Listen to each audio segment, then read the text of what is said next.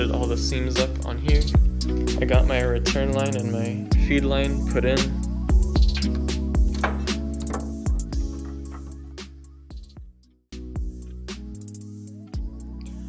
Alright guys, so it's been a while since I last recorded. And that's just mainly because I'm running low on stuff to do as I'm waiting on parts. Still need to get the shocks in.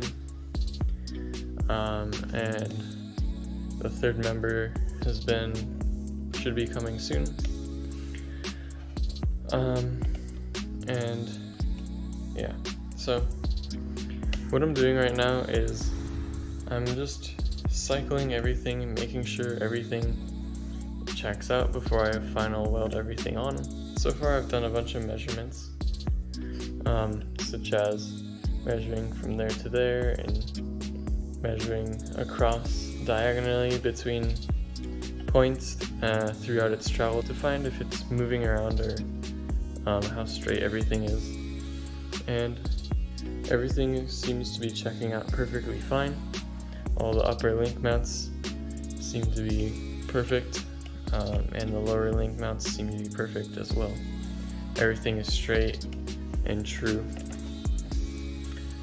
So the test I'm doing right now is I want to see, will the rear end move side to side at all, and if so, how much throughout its travel. And so how I'm doing that is, and I don't know if this is the right way to do it, but down here I got my laser and I just lined it up to a random point. I don't think it matters.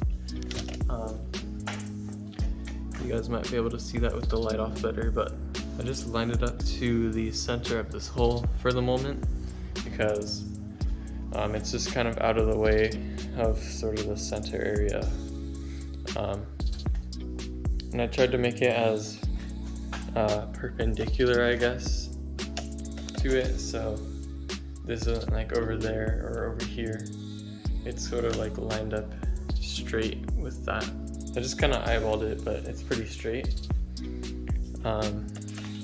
So now I'll lower this jack down until it hits these, and then I'll take this wood piece off, jack it back up, and then lower it down all the way as far as it can go down. And basically, by the laser being shined right in the center, if it moves side to side or at all, the laser beam will either go this way or that way, and I'll see. But I believe that it's not gonna move at all. You guys can kind of see from that angle, and now I'll just lower it down.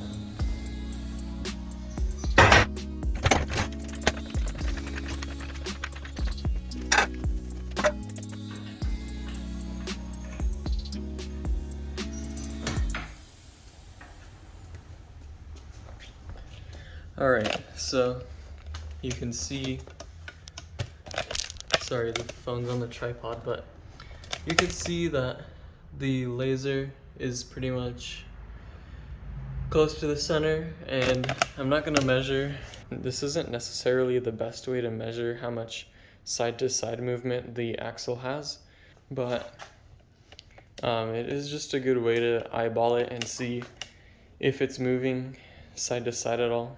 Because if it moves by like an inch or so, then you definitely know that something was off. But since this didn't really move at all, or it might have moved like maybe a quarter of an inch at most, I'm perfectly fine with that much side to side movement, because that just shows that everything seems to be lined up perfectly fine and that it will cycle okay. There is a margin of error with this stuff, and this is perfect, so that's kind of what I expected. Another thing I've been trying to measure is just to verify everything's in the correct spot. I've been trying to find bolt holes that on the same on both sides of the frame, and I have a few methods of doing this. It's not the easiest thing to find, but I've just been looking around for like a while now and just basically just measuring things, making sure everything's lined up properly. So an example of measuring everything is there's these two bolts here that bolt onto the skid plate, and on the same side you could see, or on the other side you could see that the skid plate goes up there, and there's actually two more of the bolts in the same location pretty much on that side.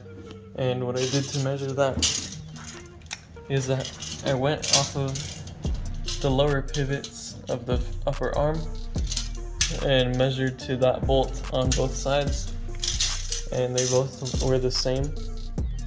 And it would be pretty unlikely for these to be intentionally different lengths. So once I measured that, I measured from here. So once I measured to the back bolt right here, I then measured from that bolt to the end of this bolt, and on both sides that checked out. And also another way I did it was there's these two little divots in the cab, and when you're doing this you want to measure in as many places as you can, but I measured diagonally, so from that side to some point on the upper pivot on both sides, and those both checked out. There's also this bolt that goes on the inside of the frame rails, which I then used to measure to the very tip right there of the upper pivots. So they are perfectly placed this direction, and everything basically is lining up. And then the last thing I measured was from, I believe, this hole to the one over here diagonally, and that's just a few examples of what I've measured. And each time I measure, it just makes me more confident that they're in the right position. And I'll get into why I'm even bothering measuring this much in the first place. And it has to do with these upper support brackets. Alright, so there's these two links right here. And basically what these are, one of them connects from this side to there, and then from this side to there. And I've shown this in past videos. The one right here perfectly lines up to there, and the bolt just slides right through it. But the one right here that goes from here to here is like about 1/4 of an inch off. This has caused me to stop completely making progress on this 4-link part, because I just been questioning myself, like, what could I do to fix this? And I've even talked and reached out to people at Camburg, and they don't really seem like they know what's wrong, and so it's just been causing me to delay my progress on this. That's the reason why I've been conducting all these different types of measurements, is just to verify that yes, everything is in fact in the right position, and time and time again it just checks out. So there's a few things that I can think have happened, but I would think they would weld everything in a jig, but who knows. This length from here to here and the length from here to here is different. That also leads me to believe that these lengths could possibly be off by a little bit. Anyway, something's just off by just a 1/4 of an inch. And I know that for a fact that these link mounts aren't the thing that is off. I don't know. I've been over many things in my head, and the only logical thing I think could happen is either this piece is somehow not correctly placed. It also does look kind of like bent in a way, which could have been from welding warpage or something. Long story short, something's not really the correct length, and the way I'm gonna fix that is I have I think I got a 2-inch hole saw, or I just got a hole saw, and I'm just gonna put it over the outer diameter of this tube here and cut this bracket off right where the weld is, and then I'll go mock it up and weld it so that it fits. I wish I didn't have to do that, but that's just what I'm gonna end up doing sometime down the road. Okay, so here's the hole saw, and it fits over this, and it's a pretty snug fit for the most part, but that's just gonna go over there, and it'll chop this piece off pretty nicely, I would say. Since this piece seems to be a 1/4 inch too long rather than too short, that means that there will not be a gap here that I will have to cover. It'll just be fitting tightly, and then I'll weld over that, instead of it being like a 1/4 inch gap or something. So that'll probably work out good. Back to the rear end. I'm gonna go ahead and pull all these bolts off, and my next project with this is to actually start final welding things out. Because the link nuts and everything check out, and we're also gonna be starting on the snouts that I have over there.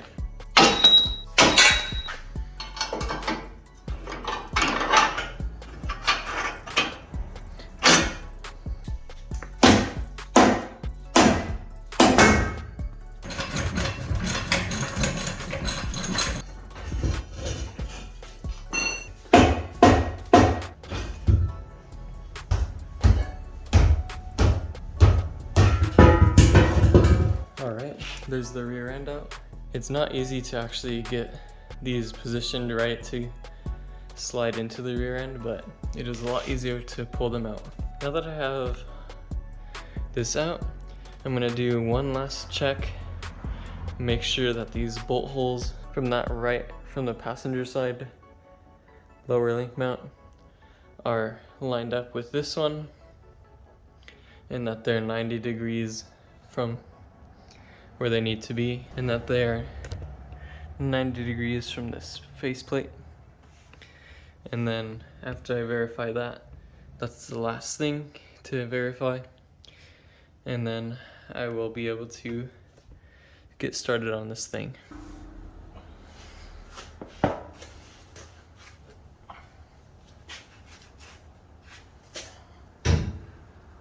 I put the axle up here, and I don't know how well you could see, but there's like a rusty kind of finish in there, and before you weld this, you need to prep it out. Got this little attachment here, and it fits perfectly.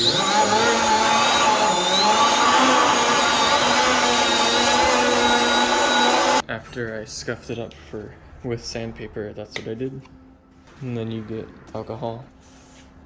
You don't want anything inside of your TIG welds. It's mostly around these circle areas is what's the most important, because that's where your weld pool will actually be. So yeah, just gotta take your time and clean that stuff. So yeah, I'm gonna do that to the other side.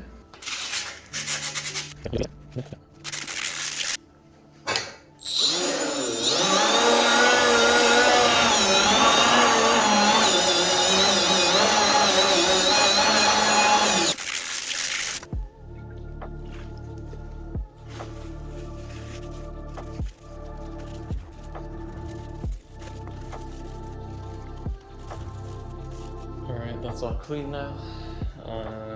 On the inside at least. Probably gonna hit each of these.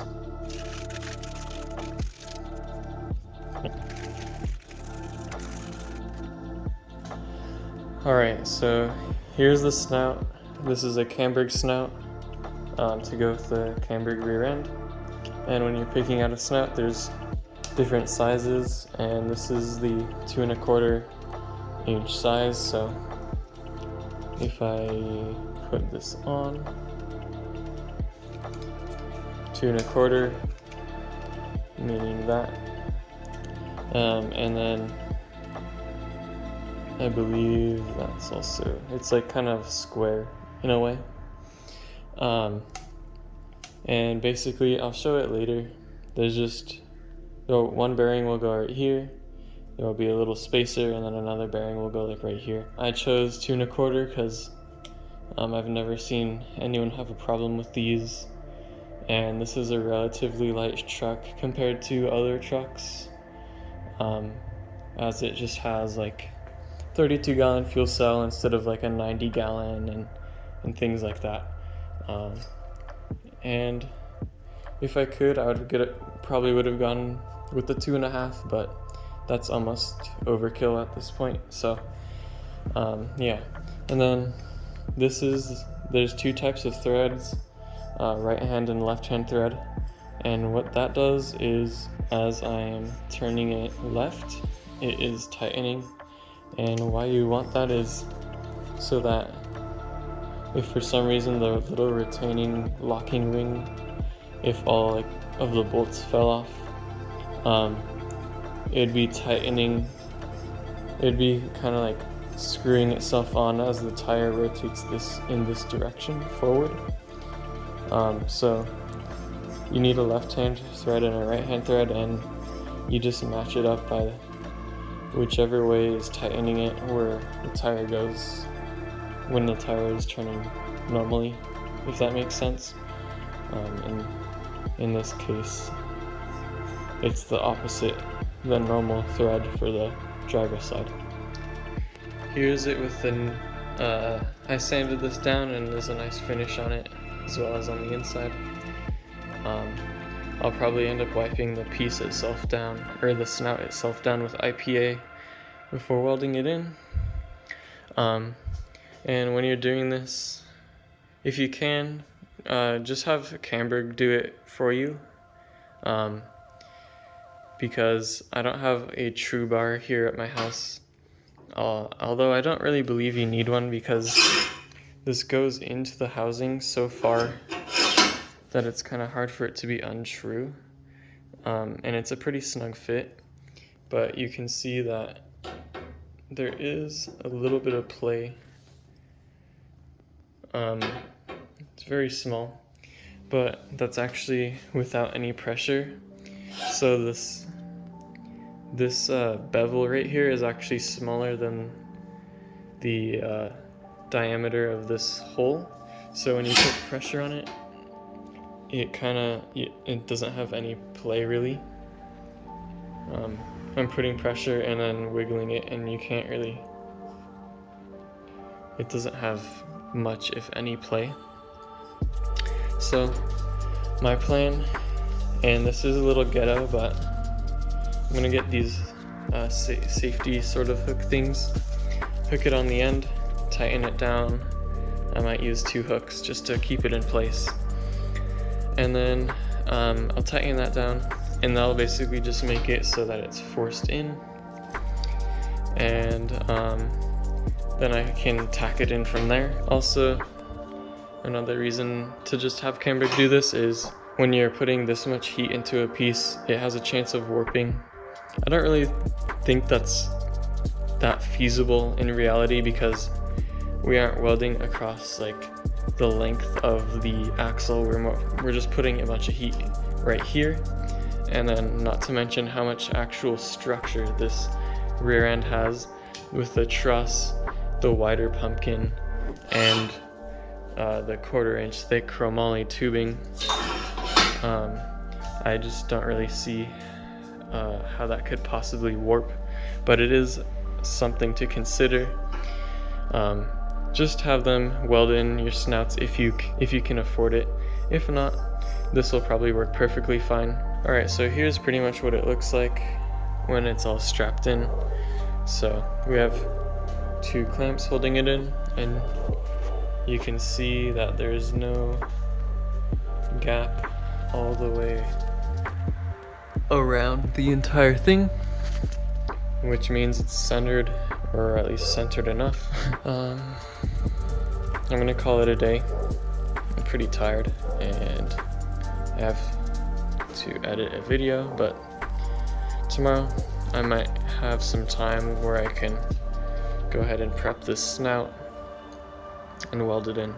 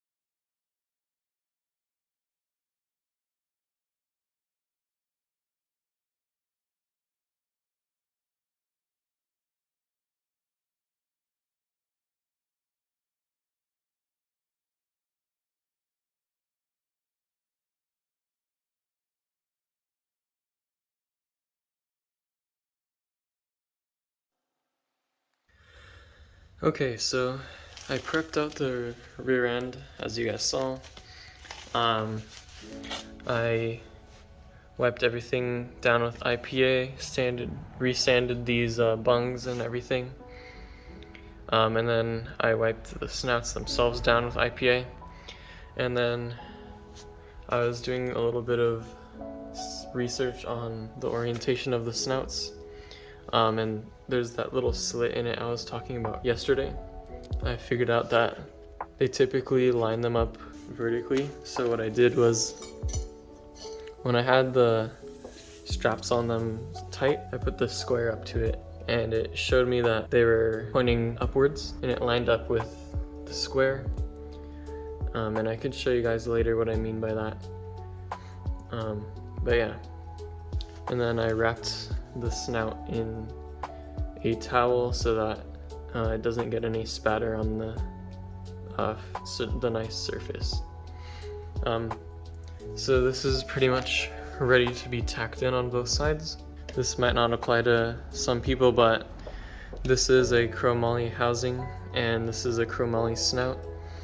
So they're two like metals, and when you're welding chromoly, you can use EAR 70-6 and 70-2 when welding chromoly to mild steel or chromoly to chromoly.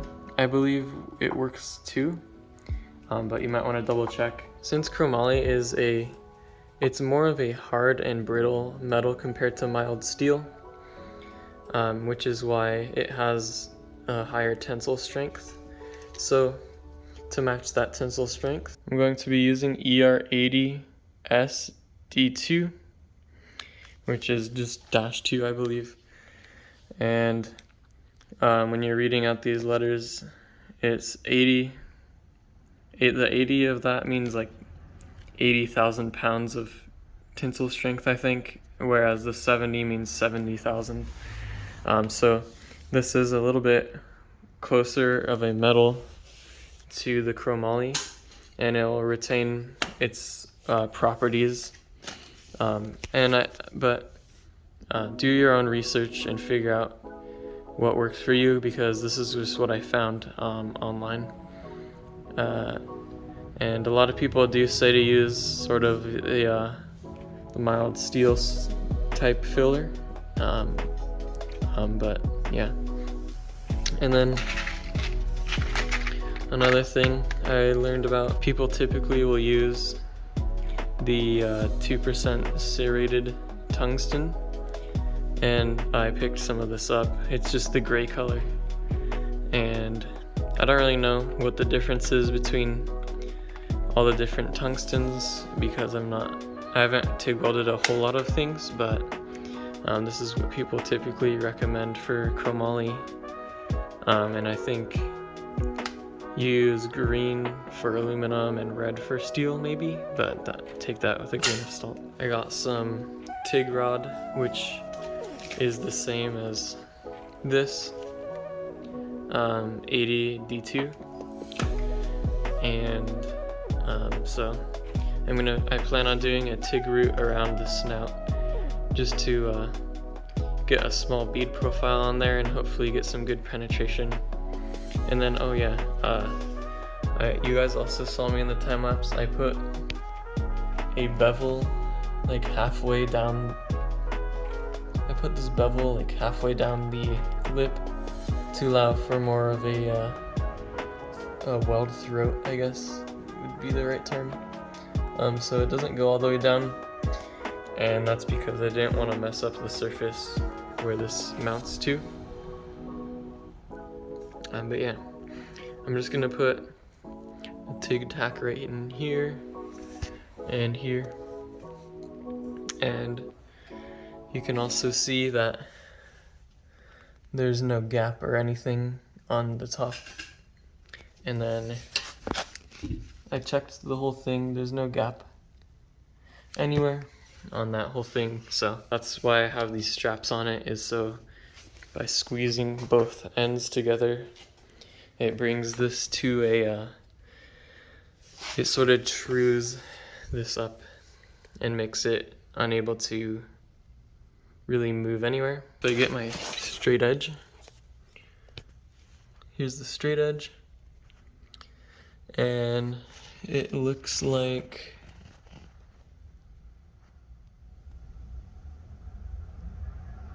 there's like, that's probably like the size of a hair that could fit in there. Same thing on the bottom.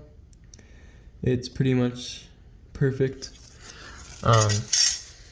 So yeah, everything seems to be lining up perfect, and after I tack this all in, of course I'll take everything off and inspect what it looks like, instead of just full sending it and welding the root pass in without checking it. So yeah, this is working out pretty good so far, and I'm gonna go ahead and do those tacks.